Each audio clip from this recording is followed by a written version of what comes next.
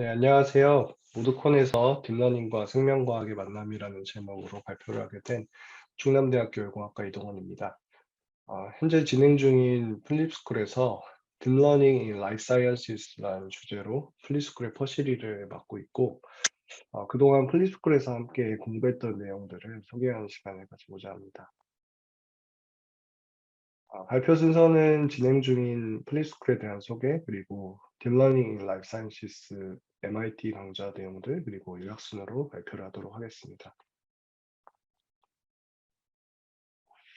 2020년에 알파고를 개발한 이 딥마인드에서 3차원 단백질 구조를 예측하는 알파폴드2를 발표했습니다. 과학계에서는 엄청난 일이었고요. 이 단백질의 구조를 밝혀냄으로써 그동안 해석하기 어려웠던 생명 현상들이나 질병의 원인을 규명하거나 또 나아가서는 신약을 개발하는 데까지 다양한 응용이 가능한 연구 결과였다고 할 수가 있겠습니다. 어, 알파폴드 이전으로 거슬러 가면은 이미진의 챌린지에서 2012년부터 이 딥러닝을 사용하면서부터 이미지 인식 에러이 현격히 떨어지기 시작했는데, 기존의 이 영상 처리 연구실들에서 전문가들이 이렇게 이제 영상의 피처들을 뽑아서 엔지니어링하는 그런 기술이 필요했다면, 이제는 딥러닝으로 피처 러닝이 가능해졌기 때문에 더 이상 이러한 과정들이 필요가 없게 된 거죠.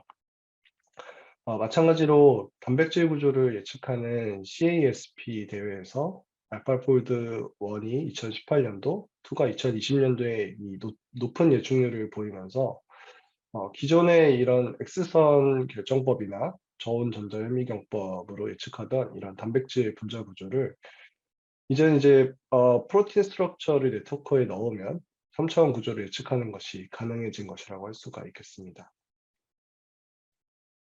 이후로 딥러닝 기술이 계속 발전해서 이제는 이미지넷 챌린지에서 높은 성능을 보였던 이런 딥러닝 방법들이 다양한 산업 분야로 확장되어서 활발하게 적용되고 있고, 영상 처리 학회에 가보면 이제 더 이상 딥러닝을 사용하지 않는 발표들을 찾기가 어렵게 되었습니다. 같은 맥락에서 앞으로 알파폴드2가 인간의 질병을 이해하고 또 신약 개발에도 이바지할 것으로 기대해 볼 수가 있고, 학계에서는 이런 공개된 알파폴드 프로그램을 이용해서 생명과학 분야의 많은 연구자들이 이제 새로 발견한 단백질 구조를 기반으로 활발하게 연구를 하고 있습니다. 한 가지 흥미로운 에피소드는 이 알파폴드2 이전까지는 이제 베이커 랩에서 단백질 구조를 예측하는 연구를 활발하게 하는 연구 그룹이었는데, 알파폴드2가 이 압도적인 성능을 보이고 나서 논문화까지 하는데, 이제 코드를 언제 공개할지 몰라서 이 베이커 랩에서 자체적으로 로제타 폴드라는 알파폴드 2와 버금가는 수준의 모델을 개발해서 이런 다른 유명 저널에도 내고 코드도 공개를 했습니다. 이 연구진들은 딥러닝 전문가들이 아니고 모두 생물이나 화학 분야 전문가들이기 때문에, 근데 이런 알파폴드 2 논문을 보고 그러니까 유사하게 구현한 것이죠. 그래서 이렇게 생명과학 분야에서도 딥러닝 알고리즘을 개발하거나 모델을 활용해서 응용하는 연구들이 점점 활발하게 이루어지는 것을 알 수가 있습니다. 생명과학 분야는 휴먼 지놈 프로젝트 이후에 이제는 지놈에서 이제 셀 레벨로 프로젝트가 진행되고 있고, 연구 단계에 머무는 것이 아니라 실제 병원에서 휴먼 지놈 프로젝트에서 사용했던 이런 NGS 기술을 이용해서 환자 유전체 데이터를 얻고 또 임상에 활용을 하고 있습니다. 개인적으로 이쪽 분야에 관심을 가지게 된 이유는, 저는 그동안 의료 영상에 딥러닝을 적용한 연구들을 주로 해왔었는데, 병원에서 근무하면서 이제 비교적 가까이 접할 수 있는 이런 오믹스 데이터들을 분석해보면 좋겠다라는 생각을 가지게 됐고요. 제가 모드 연구소에서 처음 딥러닝을 공부했을 때 이 플립 러닝 방식으로 공부하면서 많은 유익이 있었기 때문에 이번에도 그렇게 공부하면 좋겠다는 생각을 하게 됐습니다. 그래서 먼저는 배경 지식을 쌓는 것이 필요하다는 생각을 갖게 돼서 이번 플립스쿨 17기에 딥러닝 in Life Sciences 반을 개설하게 됐고, 의도한 것은 아닌데 이 수강생들이 어느 정도 생물학 전공자들과 AI 전공자들이 섞여 있는 구성이 돼서 매주 열심히 디스커션 하면서 스터디를 하고 있습니다. 함께 공부하는 강의는 이제 2021년도 봄학기에 MIT에서 진행됐던 딥러닝 in Life Sciences 강의고요. 강의 비디오와 강의 자료가 공개되어 있기 때문에 각자 공부하고 매주 모여서 디스커션하는 방식으로 진행되고 있습니다. 이 강의는 보통 이 담당 교수님이 20분, 30분 강의를 하시고 매 수업마다 1명에서 많게는 3명까지 이제 학교나 기업의 연자를 초청해서 세미나를 하는 방식으로 강의가 진행이 되고 있습니다. 이 강의 분량이 많기 때문에 사전에 이 플리스쿨에 참여하시는 분들에게 CS231 같은 딥러닝 기본 지식이 있는 분들을 대상으로 수강생들을 모집해서 진행을 하고 있고, 그래서 이제 기본적인 딥러닝 개념 설명이 나온 수업은 생략을 하고 수업을 진행을 하고 있습니다. 이제 주요 강의 내용을 말씀을 드리겠습니다. 이 강의에서 다루는 생명과학 분야의 범위는 지노믹스, 트랜스크립토믹스, 그리고 프로테오믹스까지입니다. 프로테오믹스는 앞으로 남은 프리스쿨 과정에서 더 진행을 하게 될 예정이고, 먼저는 이 지노믹스의 베이직을 설명하도록 하겠습니다. 먼저 센트럴 도그마 이론에 따라서 DNA는 자기 자신을 복제하고 또 자신의 유전 정보를 RNA로 옮기는 이제 트랜스크립션 과정이 있고, 그리고 마지막으로 트랜슬레이션 과정이 있는데, 이것은 RNA 염기 서열을 단백질의 아미노산 배열로 바꿔주는 과정입니다. 그래서 이런 일련의 과정을 통해서 우리 몸에서 기능을 하는 다양한 이 단백질들을 합성할 수가 있게 되고요. 기능적으로는 센트럴 도그마 과정이 있고, 이 DNA의 구조를 살펴보면은 염색체에서부터 시작해서 이 DNA에 이르기까지 아주 압축적으로 DNA가 패키징 되어 있는 구조임을 알 수가 있습니다. 여기서 센트럴 도그마의 각 단계에 진 레귤레이션이 일어나면은 유전자의 발현 정도가 달라지게 됩니다. 예를 들어서 이 DNA가 감싸고 있는 이 동그란 것들이 히스톤인데요. 이 히스톤은 유전자 발현에 주요한 역할을 합니다. 그래서 히스톤이 이렇게 아미노산으로까지 이어지게 되는데, 여기서 히스톤 모디피케이션이 일어나게 되면 예를 들어 H3에 에틸레이션이나 메틸기가 붙는 식으로 변형이 일어나게 됩니다. 또 다른 방면으로는 트랜스크립션이 일어나도록 하는 팩터가 히스톤과 히스톤 사이 어딘가에 붙게 되는데, 그 위치를 이제 모티프라고 하고, 어느 위치에 붙는지에 따라서 진 레귤레이션에 영향을 미치게 됩니다. 뒤에서 이 트랜스크립션 팩터가 붙는 모티프의 위치를 찾는 문제를 살펴보겠습니다. 먼저는 유전 이 데이터에 대한 이해가 필요합니다. 유전체 데이터는 첫 번째로 이렇게 굉장히 매시브한 데이터이고요. 그리고 우리가 찾고자 하는 문제가 이 레귤러터리 모티브의 위치라면은 그 외의 영역들은 모두 배경이 되기 때문에 이 데이터는 굉장히 노이지한 데이터라는 것을 알 수가 있습니다. 여기서 트랜스크립션 팩터가 어떻게 DNA 내에 모티프 위치를 찾는지 잠깐 살펴보면, 트랜스크립션 팩터는 이 DNA처럼 A는 T에 붙고 G는 C에 붙는 이런 방식으로 위치를 인식하는 것이 아니라, 그림처럼 이렇게 DNA 근방의 3차원 공간에서 이렇게 AG, TC 조합의 모티프를 인식해서 붙게 되고, 이렇게 표현한 알파벳의 크기가 염기 서열이 얼마나 이제 많은지를 의미하는 것입니다. 그래서 예를 들어 ABF1 레귤레이터가 트랜스크립션 팩터인데요. 여기서 이 TF가 세로 축의 ACS1부터 이제 YPT1까지 진에 붙게 되는데, 이때 붙는 이 바운드 사이트 염기 서열들을 쭉 보면은 서로 유사한 시퀀스인 것을 알 수가 있습니다. 그래서 이 염기 서열의 각 염기 개수를 포지션별로 통계를 내보면은 개수가 상대적으로 많은 염기를 이렇게 크게 표현을 할 수가 있고, 이것이 이제 모티브를 표현하는 방법이 되겠습니다. 그래서 이제 다양한 시퀀싱 방법으로 유전체 데이터를 얻어서 트랜스크립션 팩터가 붙는 모티프의 위치를 찾는 문제를 풀어보면은 이렇게 시리얼한 유전체 데이터에서 모티프 위치이면은 액티브 아니면 인액티브 이런 식으로 표현이 가능하게 되고요.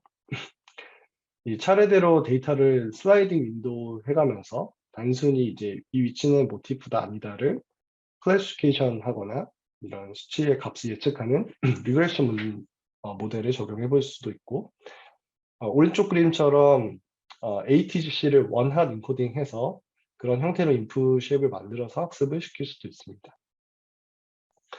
더 나아가서 이제 바셋이라는 네트워크는 이 염기 데이터를 원핫 인코딩해서 1D CNN으로 학습을 했습니다. 그래서 전형적으로 이미지나 시그널 데이터를 학습하는 딥러닝 구조인 이제 컨볼루션, 밸류 맥스플링을 반복하면서 이제 지인 데이터의 이런 레프레젠테이션을 학습을 하고 마지막에 이렇게 플레이 커넥티드 레이어 연결해서 프레딕션 하는 방식을 동일하게 이제 지노믹 데이터에 적용하는 방법을 사용을 했습니다. 이렇게 이제 CNN 기반의 모델이 예측한 결과를 AUC로 평가해서 높은 성능을 보였다는 것을 확인할 수 있고, 이전에 SVM을 사용한 방법과 비교했을 때도 월등히 높은 성능을 보였다는 것을 알 수가 있고요. 이렇게 모티프의 위치를 잘 모델이 찾을 뿐만 아니라 과연 이 딥러닝 모델이 제대로 학습을 했는지 확인하는 것이 또 중요한데, 이 바센 모델을 학습하면서 이 레프레젠테이션을 얻은 이 필터들을 이제 살펴보면은 이제 실제 이 모티프와 모델의 이제 필터를 비교해 봤을 때 유사하다는 것을 알 수가 있습니다.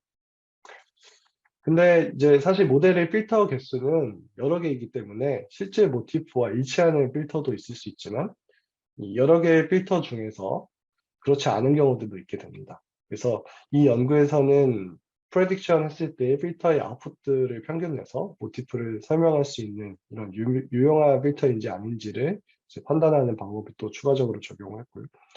그래서 이렇게 학습된 필터를 확인해서 모델의 상위명 가능성을 확인하는 것이 전반적으로 이전치 분야에서 딥러닝을 적용한 연구들의 공통적인 특징인 것을 여러 연구자들 발표를 통해서 또 알 수가 있었습니다. 그렇다면 이번엔 이렇게 멀리 떨어져 있는 넓은 영역에 아주 많은 염기서열 데이터들이 존재하게 되는데 어떻게 이 영역을 학습을 할 수가 있을까요? 음, 이렇게 매시브한 데이터를 다룬 연구들을 보면은 공통적으로 1D CNN을 사용할 뿐만 아니라 이렇게 다이내릭 컨볼루션 방법을 사용하고 있습니다. 그래서 다이내릭 컨볼루션은 이제 이미지 세그멘테이션 연구에서 자주 사용되는 방법인데요. 이 RNN처럼 학습할 파라미터 수가 많지 않으면서 또 넓은 이 범위의 리스트티브 필드를 학습할 수 있다는 장점이 있기 때문에 이제 자주 사용이 되고 이런 기본적인 컨볼루션 커널을 이렇게 확장해서 그 사이 값들을 이제 사용하는 방법이 되겠습니다. 이렇게 이제 학습한 모델을 이제 높은 성능을 보이는 것도 중요하고 마찬가지로 이제 예측한 결과를 잘 해석하는 것이 또 중요합니다. 그래서 앞의 연구처럼 실제 예측한 위치의 염기 서열이 이런 ACGT의 매트릭스의 히트맵과 유사한 것을 또 확인할 수가 있습니다. 이번에는 진 슬라이싱을 예측하는 문제를 한번 보겠습니다. 여기 엑손과 엑손 사이를 인트론이라고 하고요. 트랜스크립션 과정에서 이제 의미 있는 부분이 이제 엑손 길이를 잘라서 읽는 과정을 거치게 됩니다. 이 말은 인트론이 있기 때문에 하나의 유전자로부터 다양한 형태의 이제 단백질이 발견될 수가 있고 이 영역을 찾는 것이 중요한 문제가 되는데 이 엑선과 인트론 경계에 이렇게 이제 스플라이스 도너나 스플라이스 어셉터가 있습니다. 근데 문제는 이렇게 이제 GT, AC 이렇게 4개 정도 염기서열로 구성이 되어 있어서 이 경계를 찾는 것이 굉장히 불분명하기 때문에 일루미나 연구소에서 이제 스플라이스 AI라는 모델을 제시했고 살펴보면 인풋은 10K 뉴클레오타이드 그리고 아웃풋은 억셉터, 도너, 그리고 이 둘 다 아닌 경우를 맞히는 3클래스 문제로 설정해서 네트워크는 이제 32층 CNN 설계해서 이제 학습을 했습니다. 스플라이스 AI는 마찬가지로 이제 다이내릭 컨볼루션 방법을 사용했고요. 이 다이내릭 컨볼루션은 음성 인식에 사용되는 웨이브넷에서도 사용하는 방법인데 이렇게 긴 타임 시리즈 데이터를 학습하기 위해서 인풋에서부터 이 레이어가 깊어질수록 점차 영역을 확장해서 더 넓은 영역의 레프레젠테이션을 학습할 수 있도록 하는 방법입니다. 그리고 이제 이렇게 스킵 커넥션을 넣은 이제 레지듀얼 블록을 사용해서 원본에 가까운 데이터를 레이어가 깊어져도 연결해서 이제 학습하도록 하는 방법을 사용했고요. 그리고 이 연구에서는 인풋 시퀀스 길이를 이제 다르게 해서 4가지 정도로 이제 다르게 해서 모델을 학습하고 또 성능을 비교했습니다. 기존의 그 알고리즘의 정확도가 18%인데 반해서 제안하는 이런 딥러닝 모델이 95% 높은 정확도를 보였고, 이 빨간색과 초록색 스플라이스 억셉터와 도너의 위치를 정답과 비교해 봤을 때 선행 연구보다 훨씬 더 잘 맞추는 것을 확인할 수가 있습니다. 그리고 이 시퀀스 길이에 따라서 성능을 또 비교해 봤더니 이제 10K의 가장 긴 시퀀스로 학습한 모델이 가장 높은 성능을 보였고, 또 익스터널 밸리데이션으로 다른 RNA 데이터에서도 이제 잘 예측하는 것을 확인할 수가 있었습니다. 이제 마지막으로 이렇게 예측한 위치를 실제 확인해 보면 ACGT의 스플라이스 도너와 스플라이스 억셉터가 있는 위치를 잘 예측하는 것도 확인을 할 수가 있었습니다. 다음으로는 싱글셀 지노믹스에 대한 연구입니다. 앞서 소개한 연구들은 티슈에서 얻은 DNA, RNA 시퀀스 데이터를 이용한 연구들이고요. 그러나 이제 예를 들어서 암조직을 추출해서 시퀀싱을 하면은 암조직 내에서도 이제 암세포뿐만 아니라 정상세포들도 같이 들어있을 수가 있습니다. 그래서 그동안의 연구는 이제 여러 시퀀스 데이터의 값들을 이제 평균을 낸 결과를 바탕으로 연구를 했는데, 그렇게 되면은 이 그림처럼 이제 벌크 지노믹스 데이터가 되는 것이죠.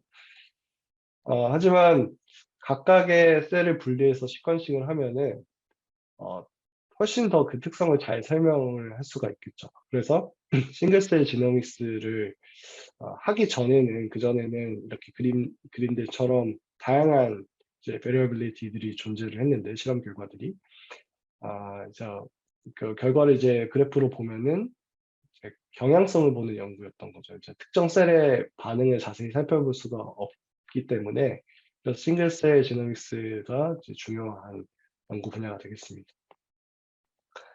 그래서 이런 이유로 이제 싱글셀 지노믹스 방법을 적용한 연구들이 이제 중요하고, 다양한 시퀀싱 방법들이 이제 존재하는데, 사실 이 싱글셀 연구가 시작된 지가 그렇게 오래되지가 않았습니다. 2012년 정도 이후부터 논문들이 점차 나오기 시작하는 것을 알 수가 있고, 대표적으로 이렇게 이제 빨간 박스 표시되어 있는 방법이 싱글셀 시퀀싱 대표적인 방법들이 되겠고요. 어, 이렇게 중요한 방법인데 왜 그럼 잘 사용하지 않았나? 왜냐하면 이제 너무 비싸기 때문입니다. 싱글셀을 얻는 이런 방법들을 형광을 이용한 이제 팩스나 마이크로 드로플렛 방법들이 있는데, 아직까지는 이런 대표적인 방법들도 비싸다는 단점이 있습니다.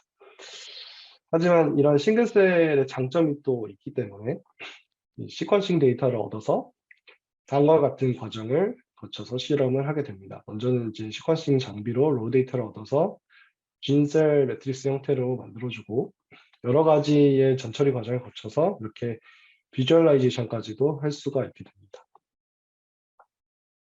이렇게 전처리까지 완료하고 나면은 딥러닝 모델을 이용해서 셀 타입별로 클러스터링하고 이렇게 2차 현상의 시각화할 수도 있게 되고요.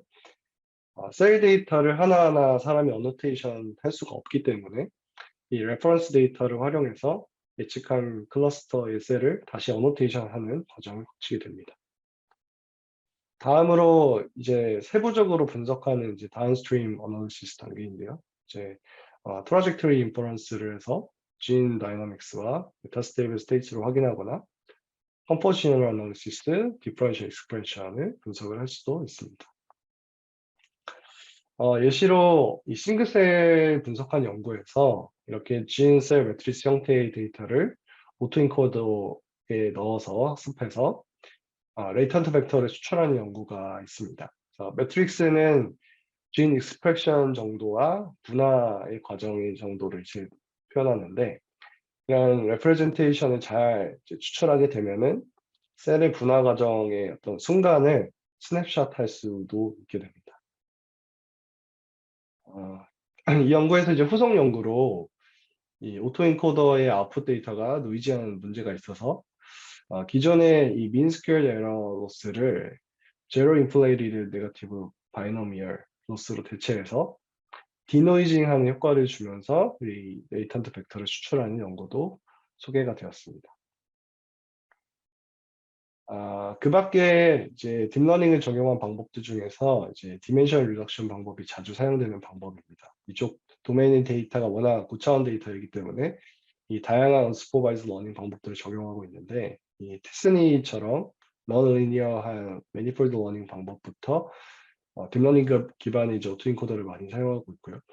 오른쪽 그림의 연구는 이제 유전체 데이터가 셀 타입별로 개수가 굉장히 임밸런스한 특성이 있는데 이거를 이제 배치 이펙트라고 하고 또 결과에 영향을 주는 브리드 뎁스 문제가 있어서 이 요인들을 이제 컨파운딩 팩터로 두고 이 컨디셔널하게 VA를 학습할 때 학습에 영향을 주는 이 컨파운딩 팩터를 컨디션을 주고 맥시마이즈 하면서 동시에 이제 레이턴트 베리어블 G와 컨파운드 팩터 C 간의 이 뮤추얼 인포메이션이 최소화되도록 학습하는 그런 연구도 소개가 되었습니다.